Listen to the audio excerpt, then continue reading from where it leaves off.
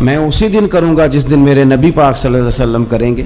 یہاں بھی کچھ صحابہ نے کہا مقام حدیبیہ میں کہ عثمان کو اللہ نے موقع دے دیا ہے، وہ تو رج رج کے کعبے کی زیارت کریں گے اور وہ کھل کے طواف کریں گے، وہ سعی کریں گے، وہ حجر اسود کے بوسے لیں گے۔ صحابہ یہ باتیں کر رہے تھے تو حضور غور سے دیکھ رہے تھے۔ جب بات ختم ہوئی تو فرمایا فکر نہ کرو میرا عثمان، میں فکر نہ کرو میرا عثمان میرے بغیر طواف نہیں کرے گا۔ ہاں مجھے کیا غرض تھی نماز تھے، مجھے کیا خبر تھی سجود کی، یہ تو تیرے نقش پا کی تلاش تھی جو جھکا رہا میں نماز میں۔ اور اقبال کہنے لگے اذاں تو ازل سے تیرے عشق کا ترانہ بنی، اور نماز تو اس کے نظارے کا ایک بہانہ بنی۔ وہاں سے خبر موصول ہو گئی کہ حضرت عثمان غنی کو شہید کر دیا گیا۔